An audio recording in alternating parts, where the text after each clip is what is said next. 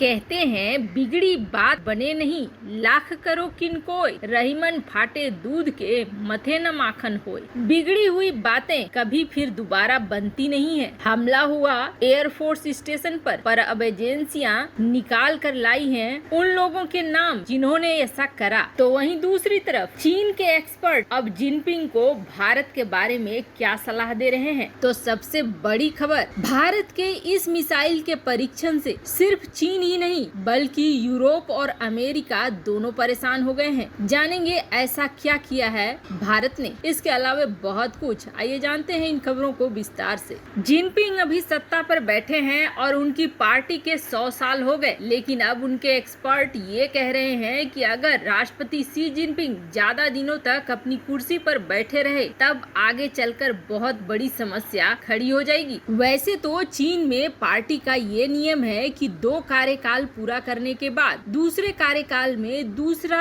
शख्स उत्तराधिकारी घोषित हो जाता है, लेकिन जिस तरह से माओ त्से तुंग ने अपने पूरे जिंदगी तक अपनी कुर्सी को नहीं छोड़ा। 1921 में पार्टी बनी थी और चेयरमैन माओ त्से तुंग ने 1976 तक उस कुर्सी को छोड़ा ही नहीं। वैसा ही कुछ शी भी कर सकते हैं। जिनपिंग के बारे में यही कहा जा रहा है कि वो भी मरने से पहले कुर्सी नहीं छोड़ेंगे। आपको बता दे 2017 में शी जिनपिंग का पहला कार्यकाल खत्म हुआ था, पर उस वक्त भी उन्होंने अपने उत्तराधिकारी की घोषणा नहीं करी है। 2014 के बाद ये कोई भी महसूस कर रहा होगा कि भारत की विदेश नीति चीन और पाकिस्तान दोनों के लिए एकदम से बदल गई है। अब इसका अंदाजा आप ऐसे लगाइए, जिस चीन के बल पर उछलता है पाकिस्तान, अब उस पाकिस्तान का मजाक उड़ता है विश्व के मंचों पर, उसकी बातों पर ध्यान नहीं दिया जाता है। ये हाल जहाँ पाकिस्तान का है तो वहीं चीन का भी हाल बहुत बुरा है। खुद चीन को चुनौतियां मिल रही हैं। कभी ऐसा समय था जब भारत अपने हिंद महासागर से आगे नहीं निकलता था, बस अपने हिंद महासागर तक ही अपनी नीतियां बनाता था। लेकिन अभी हाल की खबरों में आपने देखा होगा, दक्षिण चीन सागर हो, भूमध्य सागर हो, हर जगह भारत अपनी रणनीतिक स्थिति मजबूत बना रहा है। जहां दक्षिण चीन सागर में वियतनाम के साथ उतर रहा है, अमेरिका के साथ उतर रहा है, तो वहीं भूमध्य सागर में ग्रीस के साथ उतर रहा है। अब ये जो बातें हैं कि भारत हर जगह चैलेंज कर रहा है चीन को, ये कोई भारतीय मीडिया नहीं कह रही है या भारतीय थिंक टैंक नहीं कह रहा है, बल्कि ये खुद चीन के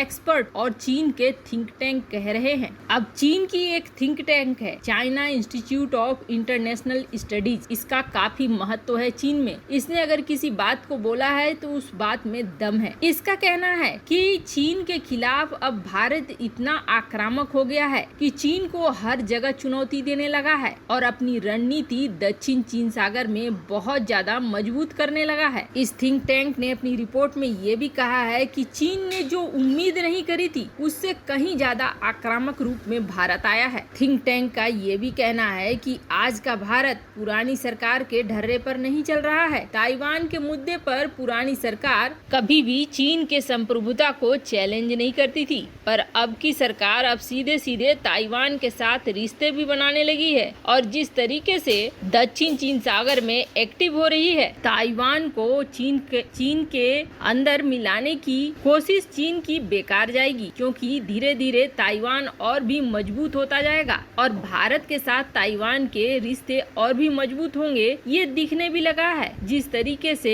भारतीय ताइवान के नए राजदूत के आने पर स्वागत कर रहे हैं, उसे देखकर तो यही लग रहा है। वैसे आपको बता दें, जिनपिंग को पहले भी उनके खुद के एक्सपर्ट ने ये सलाह दी थी कि भारत के साथ दुश्मनी को ज्यादा लंबा नहीं खींचो और अब भारत के साथ रिश्तों को ठीक कर लो, लेकिन जिनपिंग अपनी जिद पर अड़े हुए हैं। तो वहीं दूसरी तरफ अब भारत एक ऐसी मिसाइल का परीक्षण करने जा रहा है जो कि अमेरिका और रूस इन दोनों को खास तौर पर परेशान करने वाले हैं। 2019 में भारत ने अपने इस हेलीकॉप्टर के जरिए एक मिसाइल का परीक्षण करा था और वो मिसाइल था मिसाइल मिसाइल, जो कि आमतौर पर इस्तेमाल होता है पोर्टेबल एयर डिफेंस सिस्टम में, यानी ऐसे एयर डिफेंस सिस्टम जिसे कंधों पर उठाकर ले जाया जा सके। वैसे इस मिसाइल को कई तरह के डिवाइस जैसे कि हेलीकॉप्टर हो गए या फिर लड़ाकू विमान हो गए, उनमें भी लगाया जा सकता है।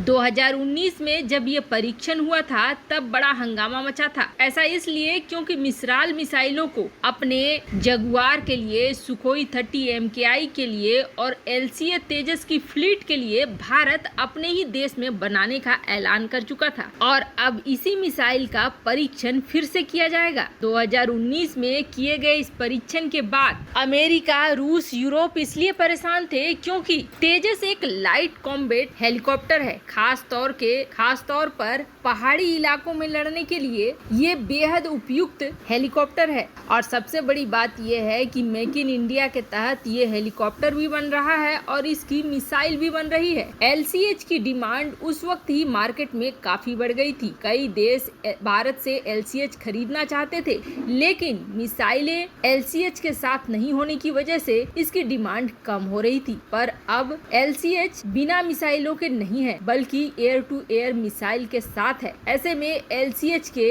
हथियारों के बाजार में उतरने की संभावनाएं बहुत ज्यादा बढ़ रही हैं, जिसकी वजह से यूरोप, अमेरिका और रूस परेशान हैं, क्योंकि उन्हें ऐसा लग रहा है धीरे धीरे उनका मार्केट खत्म होता जा रहा है। वैसे आपको बता दें, इसकी रेंज बहुत ज्यादा नहीं है, लेकिन इसकी सक्सेस रेट 96% है। फ्रेंच कंपनी MBDA और भारत की BDL, इन दोनों ने 50 सालों के लिए एक कॉन्ट्रैक्ट साइन किया है, जिसमें इस तरह की 50,000 मिसाइलों का असेंबल भारत में ही किया जाएगा। वहीं दूसरी तरफ जो भारत की वायुसेना के स्टेशन पर हमला हुआ है, उसके बाद परत दर परत खुलने लगी है कि आखिर ये हमला कहां से किया गया है, कैसे किया गया है, और एजेंसी अब इसके लिए अपनी रिपोर्ट भी देने लगी है। जम्मू कश्मीर के DGP दिलबाग सिंह ने इस मामले में कंफर्म करा है कि ड्रोन का इस्तेमाल किया गया है और दोनों में ही पेलोड्स थे ताकि एक्सप्लोसिव मटेरियल को ब्लास्ट किया जा सके।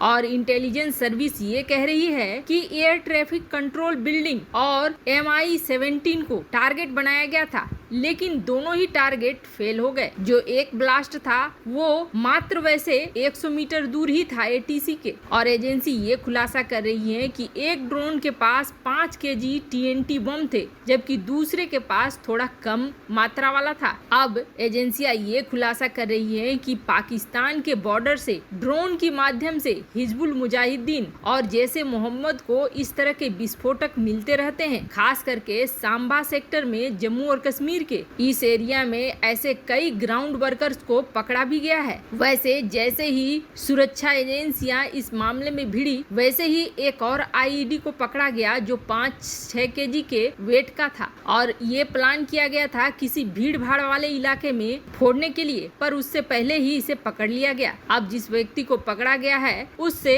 पूछताछ भी चल रही है। वैसे जिस एयरफोर्स बेस को निशाना बनाया गया है वहाँ से बॉर्डर मात्र 13 से 14 किलोमीटर है। जैसे मोहम्मद अपने स्लीपर सेल का इस्तेमाल कर रहा है इन चीजों के लिए, इंटेलिजेंस का इशारा पाकिस्तान की तरफ है। वैसे आपको क्या लगता है, क्या जिनपिंग को चीन की जनता कुर्सी से उतार पाएगी? कमेंट कर अपनी राय जरूर बताएं। जल्द मिलते हैं अगले वीडियो में नई खबर के साथ।